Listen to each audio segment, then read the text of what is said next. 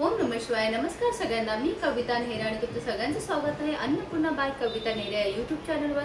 आज आपण बनवणार अगदी सोप्या पद्धतीत रेसिपी. तर चला सुरुवात करू एक नवीन रेसिपीसाठी.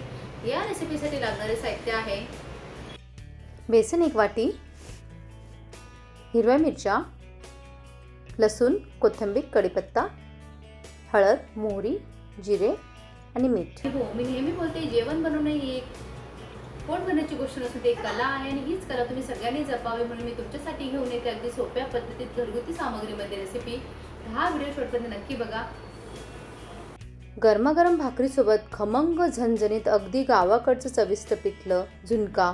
एकदा अशी रेसिपी करून बघा, पुन्हा पुन्हा बनवाल. सर्वात प्रथम मसाला तयार करून घेऊया.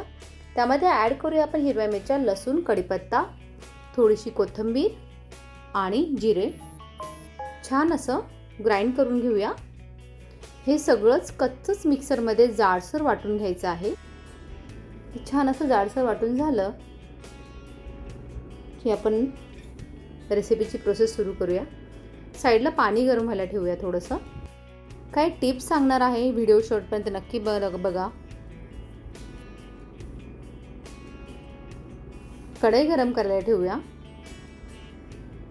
स्टेप जशा दाखवल्या तशाच करा, खूप छान होतं. तेल ॲड करूया. तेलही छान असं गरम झालं की त्यात आपण ॲड करूया जिरे. जिरे छान असे तडतडले की त्यातच ॲड करूया मोहरी,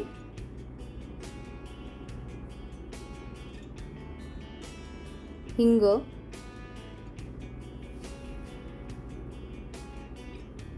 कोथिंबीर, हळद आणि आपण जो मसाला जाडसर वाटून घेतला होता तो याच फोडणीमध्ये टाकून छान असा परतून घ्यायचा. ह्याप्रमाणे नक्की करून बघा, खूप छान लागतं हे झुणका किंवा पिठलं बोलूया आपण. खूप चवीला टेस्टी लागतं.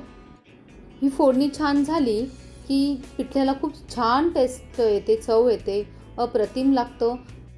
फोडणी अशी छान बसली आहे. तर खमंग सुगंध सगळीकडे घरभर पसरला आहे. यामध्ये आपण गरम पाणी ॲड करूया आणि हा मसाला तेल सुटेपर्यंत छान परतून घ्यायचा. यामुळे पिठल्याला भन्नाट चव येते. गरम पाणी घाला आणि चवीनुसार याच्यात आपण मीठ ॲड करूया. तुम्हाला पातळ पिठलं हवं असेल तसं पाणी ॲड करा आणि झुणका हवा असेल तर पाणी कमी ठेवा. छान असं उकळी येऊ देऊया याला. काही खास टिप्स सांगणार आहे, व्हिडिओ शेवटपर्यंत नक्की बघा. पाण्याला छान अशी उकळी आली आहे. यामध्येच आपण ॲड करणार आहोत थोडं थोडं बेसन ॲड करूया. आता बेसन थोडं थोडं घालत सतत ढवळत राहायचं. गाठी होणार नाही याची काळजी घ्या आणि ही मीडियम फ्लेमवरती 7 ते 8 मिनटं छान असं शिजू द्यायचं. काही खास टिप्स सांगत आहे.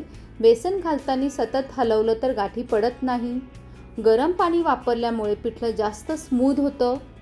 हिरव्या मसाल्यामुळे चव आणि रंग दोन्ही मस्त येतात. शेवटी वरून कोथिंबीर घातली की टेस्ट अजून वाढते. छान असं हलवत राहायचं, गाठी होऊ द्यायच्या नाही. छान असं सतत हलवत राहायचं. बेसन आधी चाळून घेतलं तर गाठी कमी पडतात.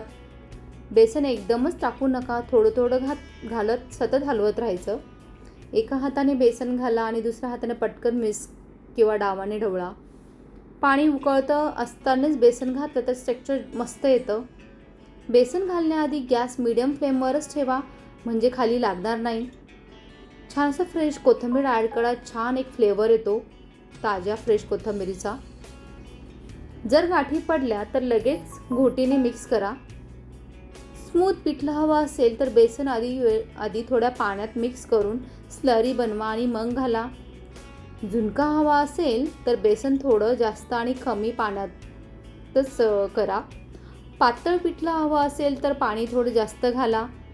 बेसन शिजेपर्यंतच कच्चा वास जात नाही, त्यामुळे किमान 7 ते 8 मिनटं नक्की शिजवा.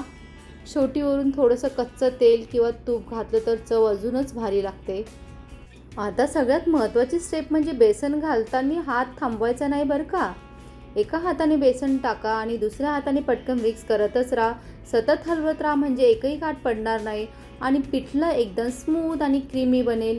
जितकं छान मिक्स कराल, हलवत राहाल, तितकं पिठलं मस्त फुलून येतं. आणि याच्यावरती झाकण ठेवून छान असं 3 ते 4 मिनटं मीडियम फ्लेमवरती शिजू देऊया तेल सुटेपर्यंत. हे असं आपलं गरमागरम झणझणीत हिरव्या मसाल्याचं खमंग पिठलं तयार आहे. भाकरीसोबत खायला एकदम परफेक्ट कॉम्बिनेशन. भातासोबतही खूप छान टेस्ट येते. सोप्या पद्धतीने घरच्या घरी बनवा गावाकडच्या स्टाईलचं चविष्ट पिठलं झुणका. खूप छान लागतं. आता गरमागरम झणझणीत पिठलं तयार आहे. भाकरीसोबत सर्व करा. वरून कांदा, हिरवी मिरची, बस. असा एक घास घेतला की घरच्यांकडून फक्त एकच शब्द ऐकणार, वा. गरम भाकरी, खमंग पिठलं आणि बाजूला कांदा. अहो, यापेक्षा सुख वेगळं काय असतं. असं झणझणीत पिठलं एकदा खाल्लं की पुन्हा पुन्हा बनवायची डिमांड येणारच. सिम्पल इन्ग्रेडियंट्स आहे पण चव मात्र गावाकडची. गरमागरम सर्व करा आणि मजा घ्या. भाकरीसोबत असा मस्त रस्सेदार घास मन अगदी तृप्त होऊन जातं. पिठलाचा हा खमंग सुगंध आणि वरून ताजी कोथिंबीर खायला बसल्याशिवाय राहत नाही. झटपट पडणारं पण सगळ्यांना आवडणारं कम्फर्ट फूड तुम्ही नक्की करून बघा.